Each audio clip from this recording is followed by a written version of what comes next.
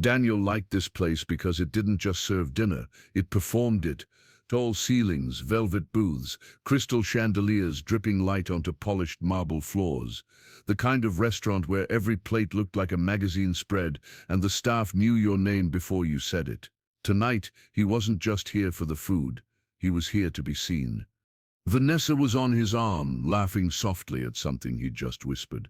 She was all shimmer and precision, a sequined black dress, hair cascading in perfect waves, diamond earrings catching the glow of the chandelier. She knew eyes followed her, and she liked it. The maître d'hôtel spotted them instantly.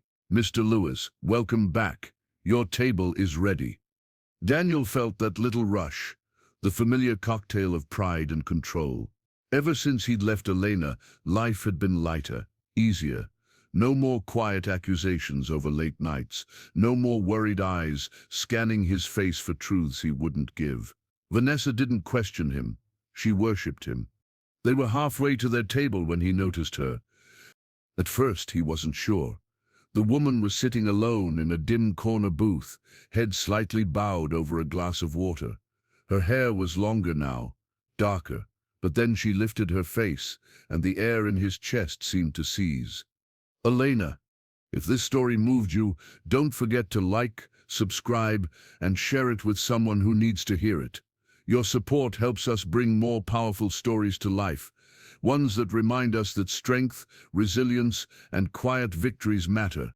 She was visibly pregnant, the gentle swell of her belly undeniable even beneath the soft gray sweater she wore. No makeup, no jewelry, just the faintest hint of exhaustion under her eyes. And yet, she looked stronger somehow, different. For a moment, the restaurant's noise fell away. His footsteps slowed without meaning to, and Vanessa glanced up at him, her smile faltering. "Daniel?" she asked quietly. He forced himself to move again, but his gaze stayed locked on Elena's. Her eyes met his, steady, unblinking.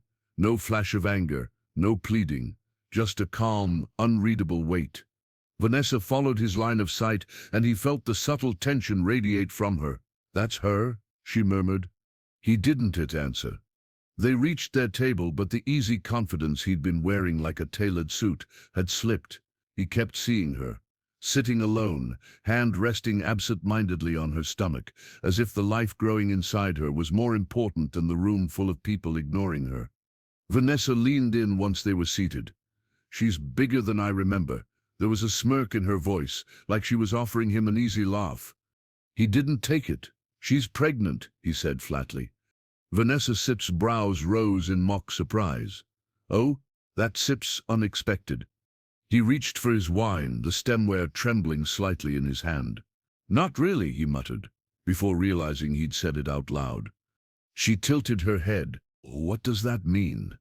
"It means—" He stopped. It meant nothing. It meant everything. Across the room, a waiter stopped by Elena's table, placing a small basket of bread in front of her. She thanked him politely, her voice carrying just enough for Daniel to remember the way she used to speak to waitstaff, as if their names mattered. She tore off a piece of bread, slow and deliberate, like she had nowhere else to be. The sight of her alone gnawed at him. Was she waiting for someone? Was she here by choice, or because she couldn't stand cooking another lonely meal in a too-quiet kitchen? Vanessa Sip's voice cut in. "You sat staring." He blinked, dragging his eyes back to her. "I sipped them, not." "You are." She leaned back in her chair, arms folding. "She sits not your problem anymore, remember? You made that clear." The words landed with the sting of truth. He had made it clear, too clear. Vanessa kept talking, something about a mutual friend's engagement party, but her voice blurred into background noise. He found himself listening for Elena's laugh, the one that used to bubble up in the most inconvenient moments. Instead, there was only the quiet clink of her fork against her plate. At one point, Elena's gaze shifted, not to him, but toward the door, as if expecting someone. No one came. She sipped her water, her fingers brushing over her stomach again, protective and unhurried. Vanessa noticed. "If you're so curious, why don't you just go over there?" she challenged. He set his jaw. "Don't set be ridiculous." "Then stop looking like you wish you could." Her tone was sharp now, brittle, a warning. The waiter arrived with their appetizers, and Daniel forced himself to eat. The flavors were perfect. Truffle, aged balsamic, freshly shaved parmesan, but they landed like ash on his tongue. Every few bites his eyes betrayed him, flicking back to that corner booth. Halfway through the meal, Elena pushed her plate away, leaving most of it untouched. She reached for her bag, stood slowly, and adjusted the cardigan draped over her shoulders. Her movements were careful, measured, as if every gesture carried weight. And then she looked at him again. It wasn't a glare. It wasn't even accusation. It was something far worse, a recognition of exactly who he was and the knowledge that she didn't need him anymore. She walked past their table without a word. The faint scent of her perfume, the same one she'd worn for years, trailed after her, stirring something in him he didn't want to name.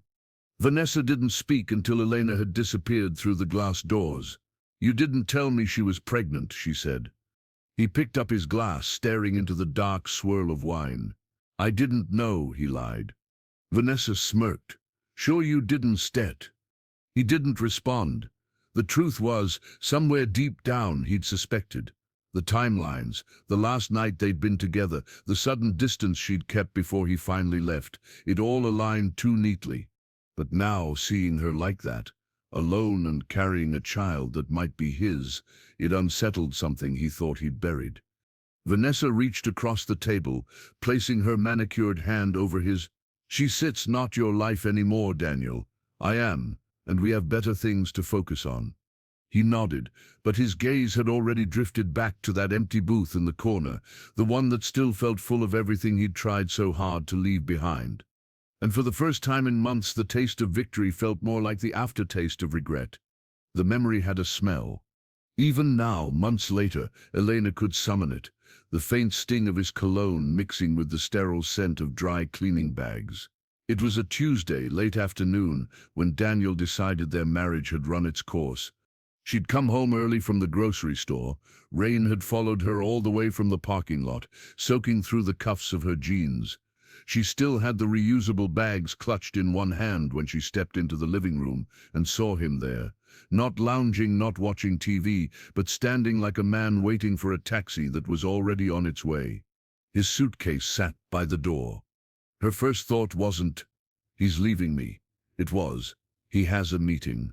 That was how conditioned she'd become to his rhythms, his perpetual state of motion, the way he was always stepping out for just a couple hours that turned into whole nights. But his eyes told her this wasn't a meeting. "You're home early," he said, like it was an inconvenience. Clearly, she set the grocery bags on the counter, ignoring the way her pulse had already quickened. "Going somewhere?" "Yes." He didn't elaborate, he never did unless pressed. She tried again. "Business trip?" He sighed, and the sound landed between them like a gavel. "Elena, let's not do this." She gripped the edge of the counter. "Do what?" "The guessing game." He walked over to the suitcase, adjusted the handle like it mattered. "I'm leaving." The words didn't hit all at once. They slid into her slowly, like cold water spilling under a closed door. "For how long?" "This isn't temporary." His tone was maddeningly measured, as if this were a boardroom announcement instead of the dismantling of their life. "I can keep living like this." Her throat tightened. "Like what?" Slowed down, held back. "You've made it clear you're comfortable where you are. I'm not." He looked at her like she was a problem to be solved. "I need someone who keeps up with me." The insult landed so smoothly she almost missed it. "Keeps up?" "Yes." He gestured vaguely at her, at the house, at everything they built together. "You stagnant. You don't push. You don't adapt. I can carry that weight forever." The words burned. She thought of the years she'd worked 2 jobs while he built his company, the nights she'd sat up waiting for him to come home, the dinners gone cold on the table. She thought of every sacrifice that had been made quietly, without keeping score. "You mean I don't chase you?" she said finally. He didn't deny it. "You want different things." "No, Daniel, you want different things." You just didn't have the decency to tell me until you already had one foot out the door." Something flickered in his expression. Not guilt, but irritation.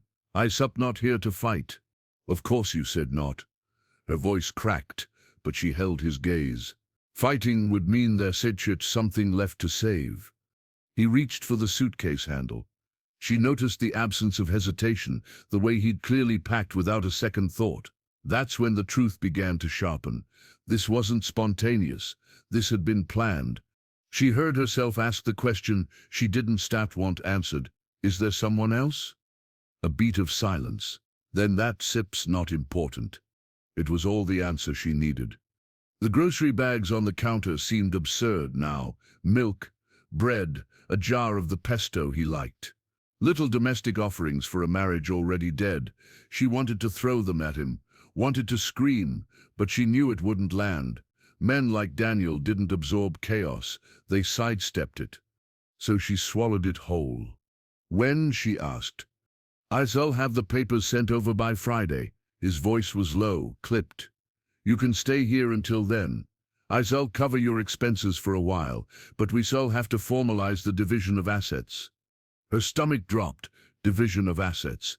Expenses. Already he was translating their life into legal terms, reducing years of love and labor into a spreadsheet. He opened the door without ceremony, the cold rain rushing in. "Goodbye, Elena." She didn't answer.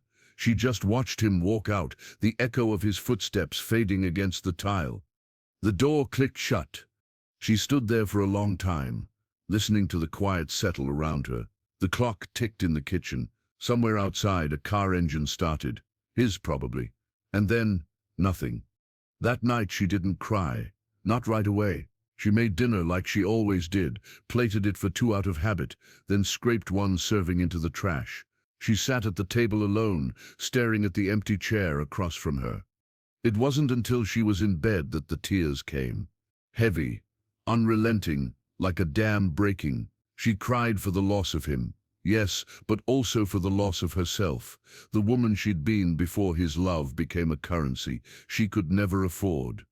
The next morning, the world confirmed what her instincts had already whispered.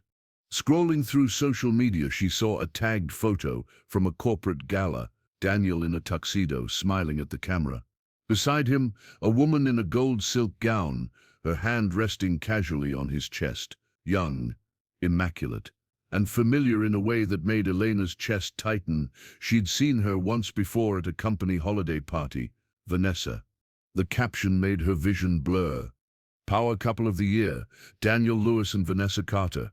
She set the phone down carefully, as though it might burn her if she held it too long. It wasn't just the betrayal that hurt. It was the clarity, the understanding that he hadn't just replaced her, he'd upgraded in his own mind. And somewhere in that calculation, he'd decided Elena wasn't worth the work. The days that followed blurred together. Meetings with lawyers she couldn't afford, bills piling higher than her patience.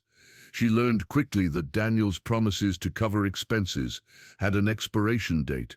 Credit cards were declined, joint accounts mysteriously emptied. Every piece of her security was dismantled, one calculated move at a time. She got a part-time job answering phones at a dentist's office. She sold her jewelry, the bracelet he'd given her on their 3rd anniversary, the earrings from their honeymoon in Santorini. She told herself, they were just things. But each pawn shop transaction felt like a small funeral. At night she lay in bed, listening to the hum of the refrigerator, the occasional groan of the pipes. The silence no longer comforted her. It mocked. It was during one of those nights lying in the dark that she realized something. She had been living in his shadow for so long that she had forgotten what her own light looked like.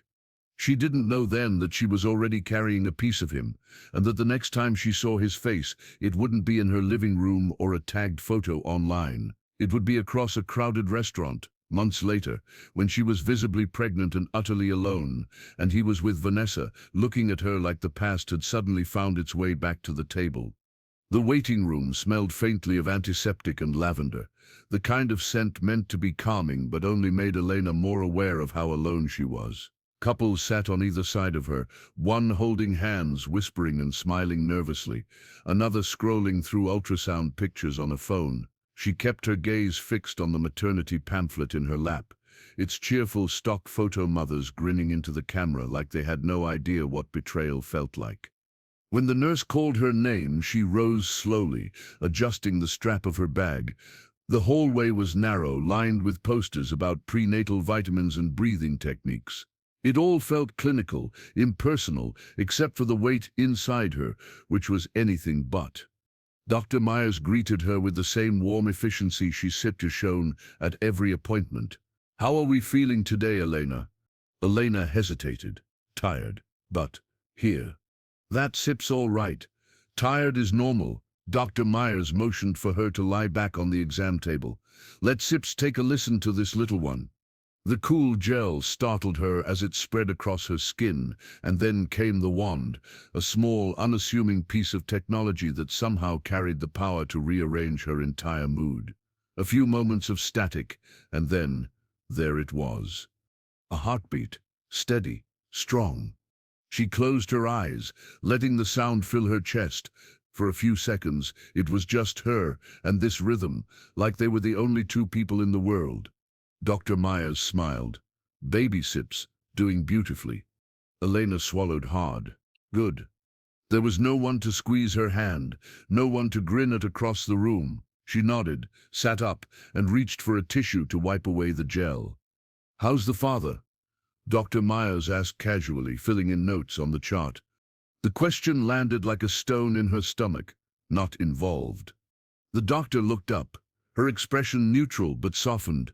"Yusef mentioned that before. I just want to remind you, we have resources, support groups, legal referrals." "I know," Elena said quickly, almost too quickly. She wasn't ready to share the details, not with Dr. Myers, not with strangers. The world already seemed to know enough, because lately she'd been hearing things. It started with a text from a mutual friend. "Daniel's telling people you're trying to trap him." Then another message. "He says it, site is not his." The words spread like smoke through the circles they used to share. Business acquaintances, old friends, even a cousin who'd once called Elena the best thing to ever happen to him, now avoided her calls. Daniel wasn't just absent, he was rewriting the story. In his version, he was the victim, she was the schemer. The baby was a lie. She thought back to the night she knew she'd conceived. It had been late, well past midnight, after one of his charity galas. He'd come home smelling of whiskey and expensive perfume that wasn't hers. They hadn't spoken much that week, but that night he'd kissed her like he was trying to erase something, and she'd let him. 3 weeks later, he was gone. She never told him about the pregnancy, not directly. He found out the way men like him found out everything, through whispers, not confessions. By the time she considered calling, the rumors had already been planted. In the days that followed, she caught herself reaching for her phone more than once, drafting messages she never sent. "We need to talk. It's up to yours. You shall regret this one day." But every time she imagined him reading them, she saw the smirk that used to creep across his face when he knew he had the upper hand. She couldn't give him that satisfaction. The bus ride home from the doctor's office was quiet, except for the hum of the engine. She rested a hand on her belly, feeling the faintest movement, not quite a kick, more like a flutter, a reminder. She thought about what single motherhood would look like. The appointments she'd take alone, the nights she'd sit by the crib listening for a breath too quiet, the bills stacking on the counter with no second income to catch them. It would be hard, brutal even, but it would be hers. When she reached her apartment, she tossed her keys into the bowl by the door and noticed the pile of unopened mail. She sifted through it. A flyer for a grocery sale, a bill from the power company, a plain white envelope with no return address. Inside was a printed photo, a tabloid shot of Daniel and Vanessa at some rooftop party, champagne flutes in hand. Across the bottom, someone had scrawled in black marker, "He's happier now." Her stomach twisted, not with jealousy, but with the sharp awareness that people were watching. People wanted her to break. She placed the photo in the drawer and shut it. That night she stood in front of the mirror in her bedroom, one hand under her belly, the other at her side. She didn't look like the woman Daniel had left, not entirely. There was a softness in her face, yes, but also a steeliness that hadn't been there before. She spoke aloud, testing the sound of her own voice. "You will not be erased." It wasn't a threat to him. It was a promise to herself. The next morning she called a lawyer. It started with a chance sighting. Elena was walking out of the pharmacy with a small paper bag of prenatal vitamins when she saw them across the street, Daniel and Vanessa stepping out of a black town car in front of a sleek glass building. Vanessa's hand was looped through his arm, her laugh sharp enough to carry over the traffic. Daniel bent his head toward her, saying something that made her throw her hair back in that effortless, calculated way. Elena had seen Vanessa before, of course, in photos in the background of gala coverage, but up close the effect was different. She wasn't just beautiful, she was strategic. Every detail, from the diamond studs to the minimalist cream coat, was curated for maximum impact. And Daniel, the man who used to insist appearances didn't matter, looked at her like she was an investment paying off. Elena kept walking. She didn't want to be caught staring, didn't want to give them the satisfaction of knowing they'd rattled her. That night, over tea in her small kitchen, she mentioned it to a mutual acquaintance, Marta, someone who still straddled both social circles. "You know she's Carter's daughter, right?" Marta said, as if this were common knowledge. "Carter? Richard Carter, Daniel Sipp's business partner." Marta sipped her tea like she sipped a just-dropped weather news, not a bomb. "Vanessa Sipp's been around the company for years. Internships, charity committees, all of that. It's Sipp's not just personal, Elena. It's Sipp's strategic." Elena felt the words lodge somewhere between her chest and throat. Carter was the reason Daniel Sipp's company had exploded in value 2 years ago. His connections opened doors that no marketing campaign could, which meant, "She sits not just with him," Elena murmured. "She sits securing him." Marta nodded, "And he sits letting her. Carter practically treats Daniel like family now." It explained too much, why Daniel had been so quick to sever ties, why he could risk the scandal of leaving his wife. This wasn't just romance, it was merger and acquisition disguised as love. In the weeks that followed, Elena heard more. A friend of a friend mentioned Vanessa showing up at charity events Elena used to host, introducing herself as if she'd invented them. Someone else mentioned overhearing Vanessa at a fundraiser, laughing about how some women can't let go, followed by a pointed smirk in Daniel's direction. The most cutting blow came from a former colleague of Daniel's, who pulled Elena aside in the supermarket. "I don't know if I should be telling you this," he said, lowering his voice, "but Vanessa's been saying things. That you're unstable, that you've been harassing Daniel since the split, that you've been harassing Daniel since the split." Elena Sipp's stomach dropped. "Harassing?" She said. "You've been calling him at all hours. Showing up unannounced?" "That Sipp's not true," Elena said, too quickly. "I know," he said, and his sympathy only made it worse. "But she says it with such confidence that people believe her." It wasn't just gossip. It was strategy. Vanessa wasn't content with replacing Elena. She was rewriting her into a cautionary tale. One rainy afternoon, Elena found herself in the same cafe where she'd once met Daniel after his long office days. She'd chosen it for the quiet, for the corner seat near the window where she could watch the rain without interruption. She was halfway through a chamomile tea when she heard the sound, that same sharp, deliberate laugh. Vanessa. She turned, and there she was, in a tailored camel coat and boots that looked like they cost more than Elena's rent. She wasn't alone. 2 other women flanked her, both dripping wealth. For a moment they didn't notice Elena, but then Vanessa's gaze swept the room and landed on her. A slow smile spread across her face, the kind that wasn't friendly at all. "Well, if it isn't the woman of the hour," Vanessa said loudly enough for the entire cafe to hear. Elena Sipp's cheeks warmed, but she forced herself to keep her posture steady. "Vanessa." "You look well," Vanessa said, her eyes flicking pointedly to Elena Sipp's stomach. "Pregnancy suits you. Shame about the circumstances, though." Elena felt every pair of eyes in the cafe shift toward them. "What circumstances?" "Oh, you know. Vanessa waved a hand airily. Being alone, having to explain to people who the father is, that sort of thing. The two women beside her chuckled. Small, complicit sounds. Elena's hand tightened around her teacup. I'm sure you have plenty to explain to people yourself, she said, her voice calm but edged. Vanessa tilted her head. Not really. I sit them very transparent about my relationships. The subtext was sharp enough to draw blood. Elena could have stood up, walked away, let the moment pass, but something in her refused. You know, Vanessa, she said, meeting her eyes steadily, it sets easy to shine when you see standing in someone else's light. But eventually, people notice where it came from. Vanessa's smile faltered, just slightly. I wish you all the best, Elena added, not meaning it at all. She turned back to her tea, dismissing her. Vanessa lingered a beat too long before finally moving to the counter. The moment the door closed behind her, Elena exhaled. Her hands were trembling, but there was something else thrumming under her skin, something she hadn't felt in months. It wasn't victory. Not yet, but it was the spark of a fight. Later that evening, as she folded laundry in her small living room, Elena thought about the encounter, about how Vanessa thrived in shadows. Not the absence of light, but the space just behind it, where manipulation and influence could grow unnoticed.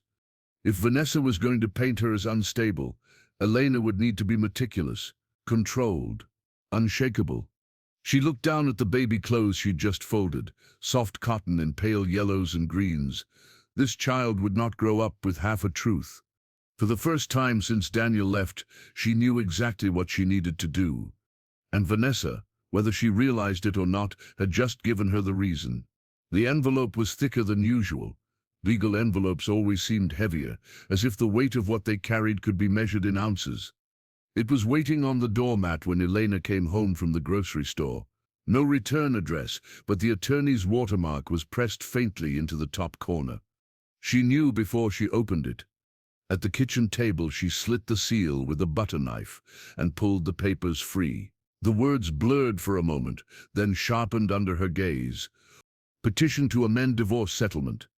Petition to vacate occupancy of marital property. She read the lines twice before the meaning fully landed. Daniel was formally challenging her right to stay in the house, the place she'd built into a home, the only space where she'd imagined raising their child. The language was clinical, almost sterile. Petitioner seeks to reclaim sole ownership. Respondent sits continued occupancy, serves no legal function. Her hands shook. No legal function, she murmured, as if she were a squatter, as if the years she spent here, painting walls, planting the hydrangeas out front, keeping the lights on while he worked late, were nothing but an inconvenience. She flipped to the next page. It wasn't just the house.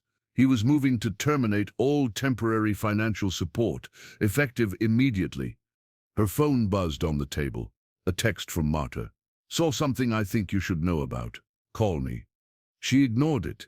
The papers in her hand were enough to drown out everything else. By the third read-through, her chest had tightened, breath shallow.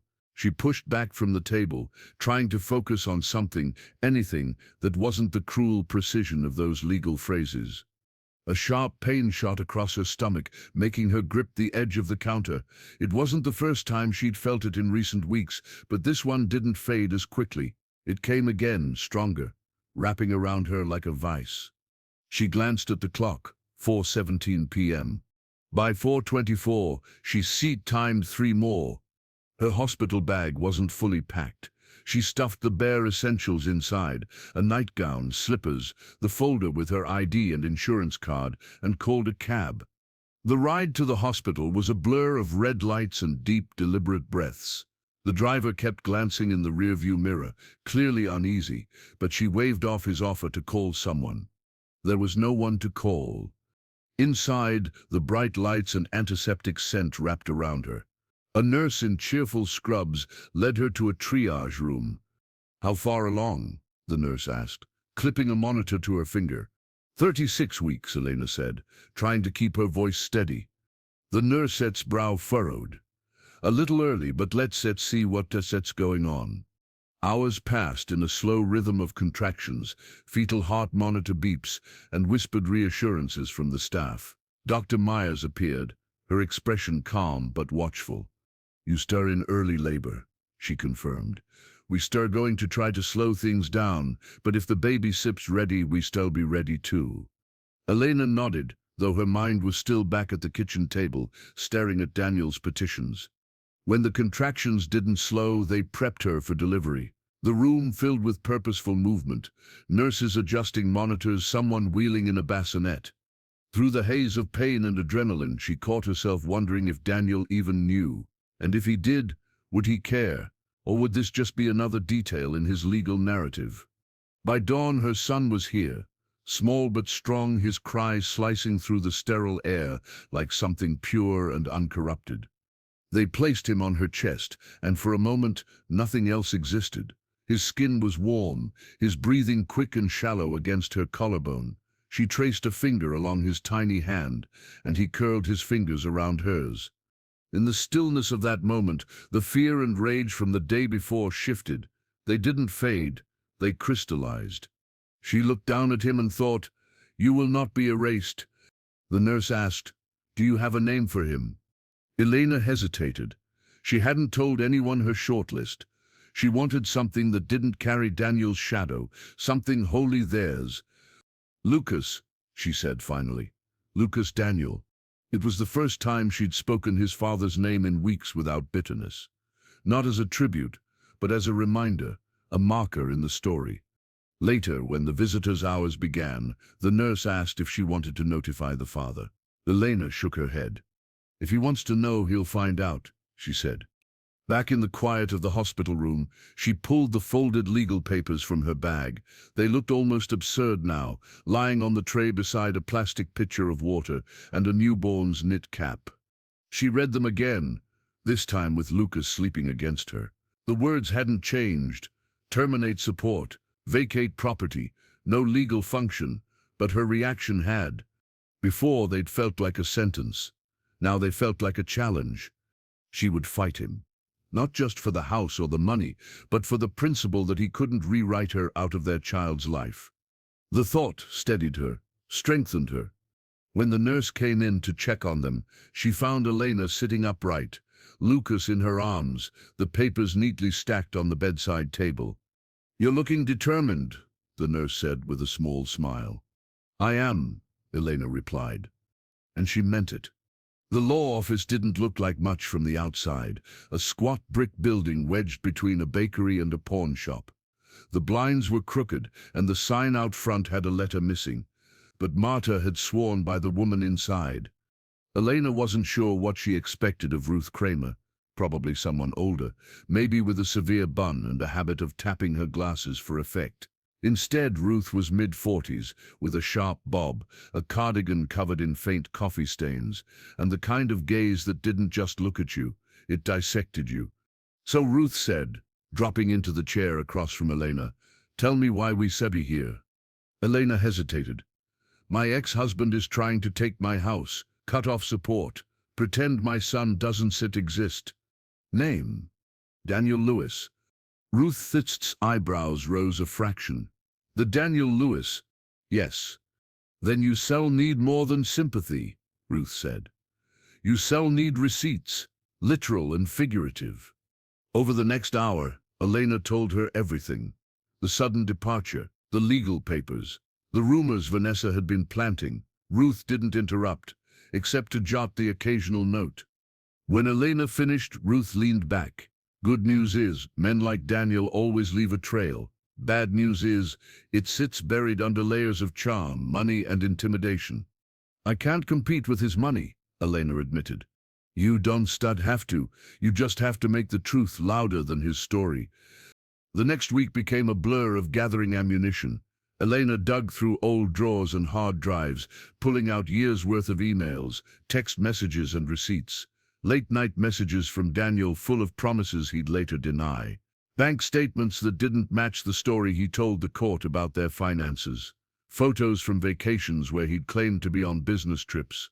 One night she found herself staring at a 2019 credit card statement. 2 charges, one in Paris, one in Rome, less than 24 hours apart. It wasn't the travel that caught her. Daniel had always been a whirlwind, but the hotel names, both were five-star suites, both billed for 2 guests. She forwarded them to Ruth without commentary. Ruth replied within minutes, gold. But the real break came on a Tuesday afternoon, when her phone buzzed with an unfamiliar number. "Is this Elena Lewis?" the voice asked, hesitant. "That's Elena," she said carefully. "My name's Sips Paul. I used to work for Daniel, in accounting." A pause. "I heard what Sips happening, and I think you should know. There are things Sips done, things that would ruin him if they came out."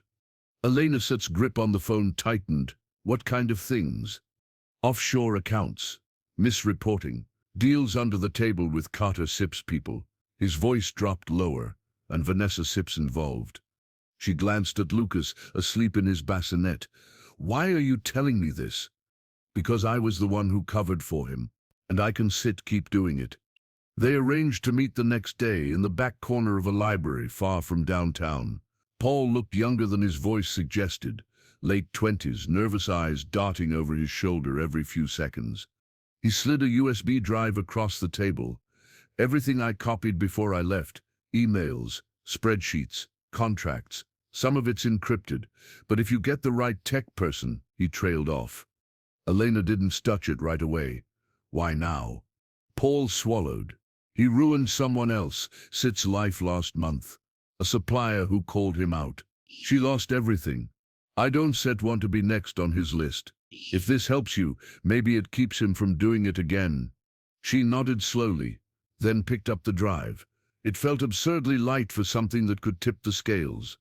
When she showed Ruth later that evening, the attorney Sips' expression sharpened. "If this is what I think it is, we sit not just talking about winning your case, we sit talking about ending his career." Elena let the words sink in. Ending his career. She hadn't let herself imagine anything beyond survival, but the possibility, it lit something in her. They spent hours cataloging everything, Paul's files, Elena's old records, screenshots of social media posts where Daniel contradicted his own legal claims. Ruth was methodical, almost surgical, in how she built the narrative. "We still start with the paternity angle," Ruth said. "Prove that, and the court has to consider custody, support, the whole package. Then we weave in the financial misconduct. Once a judge sees Sips lying in one arena, they will question everything else." Elena leaned back in her chair. "You make it sound winnable." "It is," Ruth said. "But we still have to move fast. Men like him, they erase evidence. People get scared. Stories change." That night, Elena put Lucas to bed and sat by the window long after the streetlights came on. She thought about the first time she'd met Daniel, about how he'd walked into her life like a promise wrapped in ambition. She thought about the years she'd spent making excuses for his absences, telling herself he was building something for them. Now she saw the truth. He'd been building walls, paper walls, easy to hide behind, flimsy enough to collapse if you pressed the right way. And for the first time, she wanted to be the one pressing. She sent Ruth a text before bed. "I set them ready." The reply came instantly. "Good. Then let's strike first."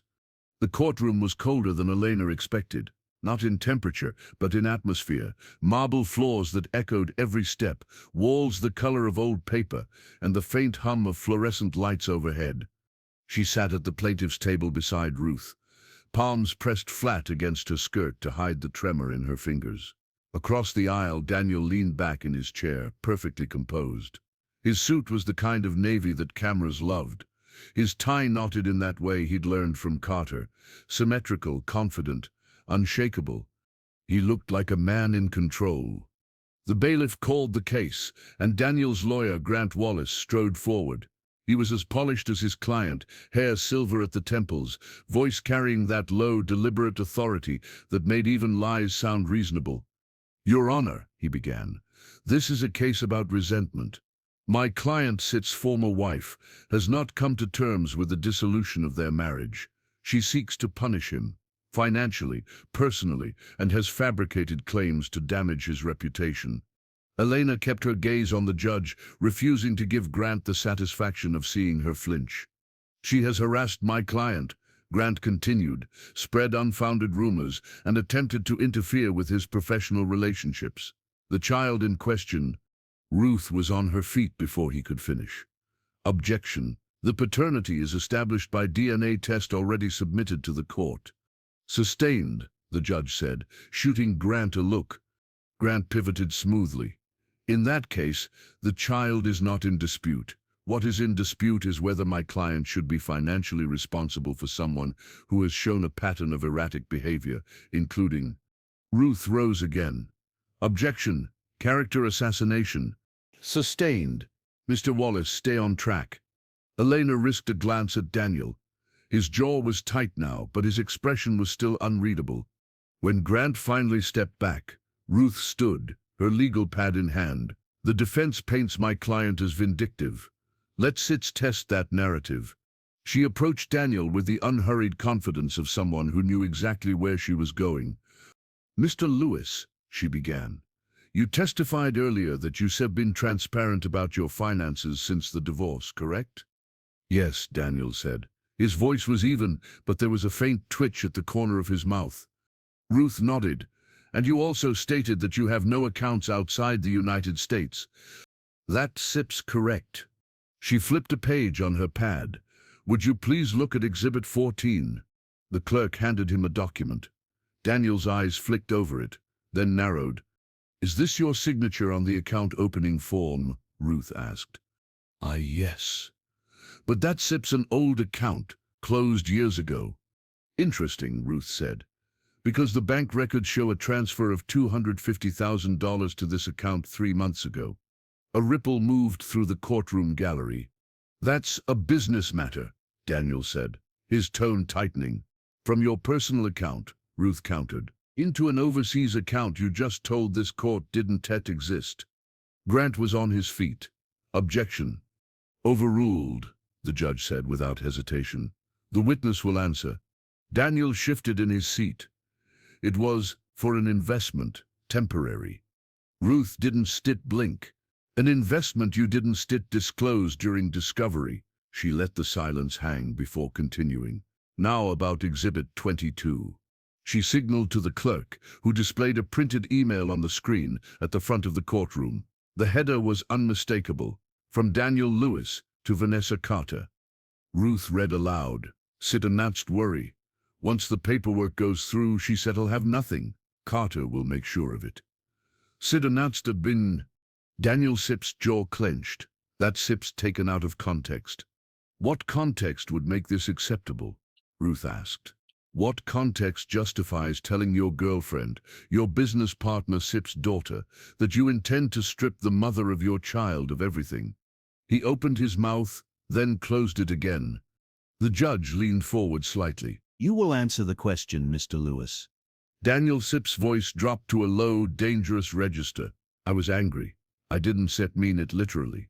Ruth nodded slowly, as if filing away his answer like a final puzzle piece. So it was a threat. But an empty one? Yes. Good to know. She turned back toward the bench. No further questions at this time. The judge called for a recess. As people shuffled out, Elena sat frozen. She'd seen Daniel cornered before, but never like this. The cracks were small. A stammer, a tightening of the shoulders, but they were there. Ruth leaned in. He sits not as unshakable as he wants you to think. Elena Sepp's voice was low. You hit him hard. That was just the first swing, Ruth said. We have more. During the break, Elena stepped into the hallway for air. Paul was there, leaning against the wall, hands in his pockets. You see his face when she brought up the account, he asked. Elena allowed herself a small smile. I saw. Back inside, the second half of the day was even more brutal for Daniel. Ruth walked him through expense reports that didn't match his testimony, private jet trips billed to the company that coincided with vacations, and charity donations routed through shell accounts. Every time he tried to charm his way through an answer, Ruth would pull out another document, another email, another contradiction. By the time the judge adjourned for the day, Daniel's composure had thinned to something brittle. Outside the courthouse, reporters waited. Cameras flashed. Someone shouted, "Mr. Lewis, care to comment on the offshore accounts?" Daniel brushed past them without a word, Vanessa trailing a step behind, her expression tighter than usual. Elena stayed on the steps a moment longer, Lucas's face flashing in her mind. For the first time since this began, she felt the balance shift. Ruth joined her. "He sits bleeding, Elena, and tomorrow we make sure everyone sees it." The courtroom felt different that morning. Not just colder or brighter, heavier, like the air itself was waiting for something to happen. Elena walked in with Lucas cradled in her arms. His small head rested against her shoulder, his breathing soft, rhythmic. Ruth had warned her, "Bringing the baby will make an impression, but be ready. They'll call it a stunt." Elena hadn't brought him for show. She'd brought him because this was his fight too. Vanessa was already seated behind Daniel at the defense table, in a cream suit so sharp it could have cut glass. She gave Elena a once-over, a faint smirk playing at her lips. But there was something else there, just under the surface, the tightness of someone not entirely at ease. The judge called the case and Ruth stood. "Your Honor, the plaintiff calls her first witness, Marta Sanchez." Marta walked up to the stand, her dark hair pulled into a neat braid. She looked nervous, but when the oath was administered, her voice was steady. Ruth stepped forward. "Miss Sanchez, how long have you known Elena Lewis?" 8 years. "And during that time, did you observe the marriage between Elena and Daniel Lewis?" "Yes," Marta said. "From the outside it looked perfect, but behind closed doors." She glanced at Elena, then continued. "Daniel was controlling. He criticized everything, the way she dressed, who she spoke to, how she spent even small amounts of money." Grant Wallace rose. "Objection, subjective opinion." "Sustained," the judge said. "Miss Sanchez, stick to specific examples." Marta nodded. "I remember one time Elena used the credit card to buy groceries. Just groceries. Daniel called her in the middle of the store, yelling so loudly people stared. She had to put items back, so the total wouldn't upset him." A ripple of discomfort moved through the gallery. Ruth let the silence sit for a beat before saying, "No further questions." Grant tried to rattle Marta on cross-examination, but she didn't falter. By the time she stepped down, Elena felt a flicker of hope.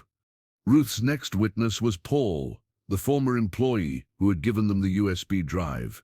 He looked even more nervous than Marta, glancing at Daniel like a man stepping into a lion's cage. "Mr. Miller," Ruth began, "you worked for Daniel Lewis for how long?" 3 years. "And in your role in accounting, did you become aware of any irregularities?" "Yes," Paul said, voice tightening. "There were personal expenses charged to the company, trips that had nothing to do with business, and payments to offshore accounts." "Were these accounts disclosed during the divorce proceedings?" Paul shook his head. "No. I was told to make sure they could be traced." Grant shot up. "Objection, hearsay." "Overruled," the judge said. "The witness is testifying to his own involvement." Paul continued, "I was instructed directly by Daniel to falsify certain reports. I didn't want to lose my job, so I did it, but it wasn't right." Across the aisle, Daniel's jaw was rigid, his gaze fixed on the table. Ruth smiled faintly.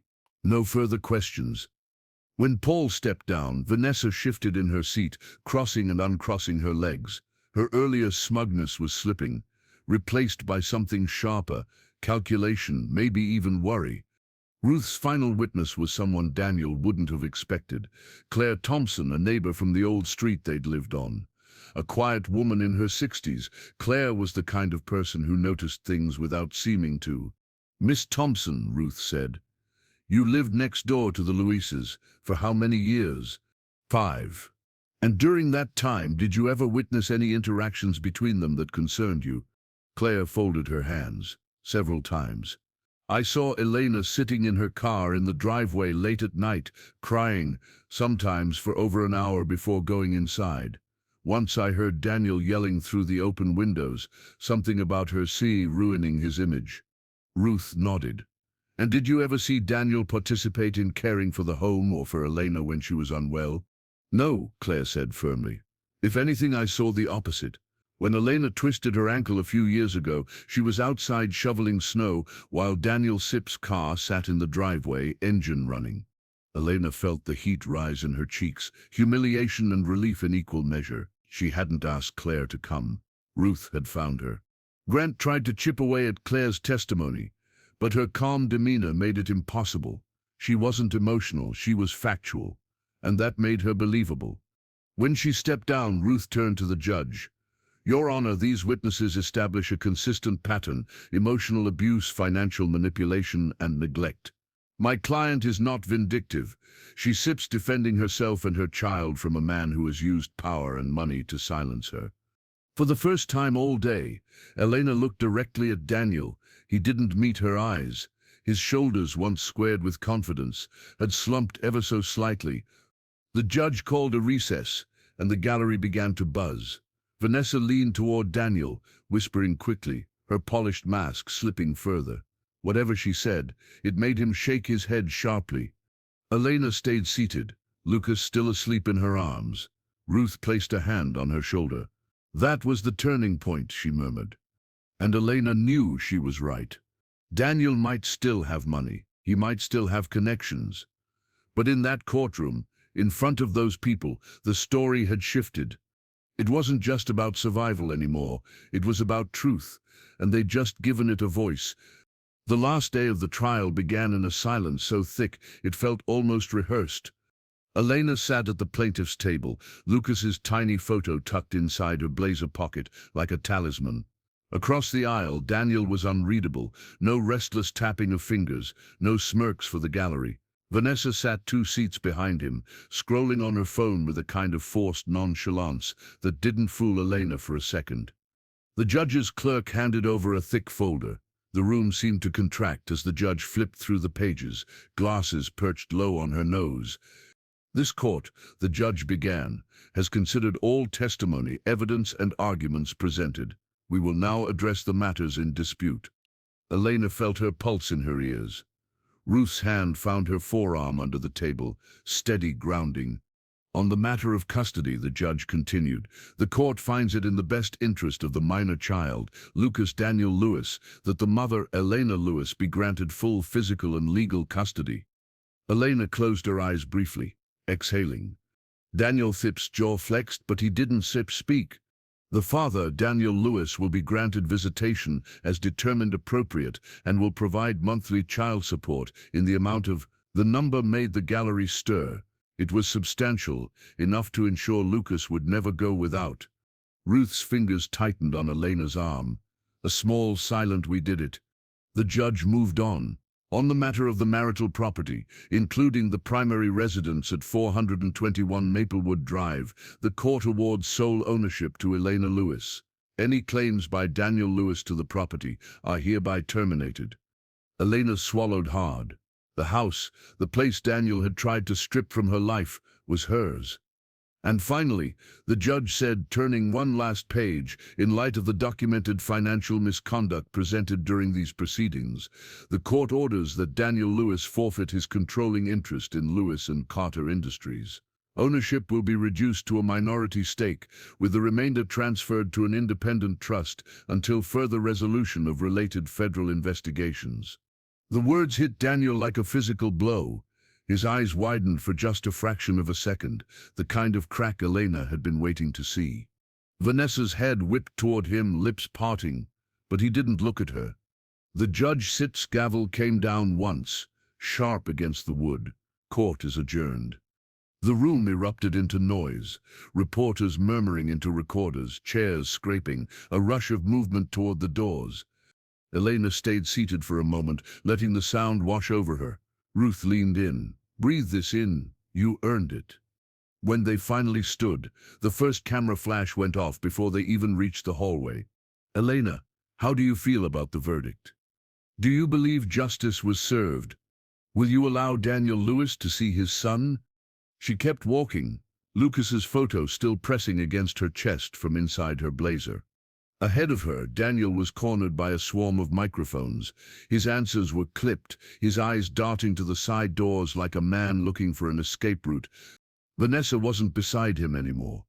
Elena caught sight of her further down the hall, phone pressed to her ear, walking away without so much as a backward glance.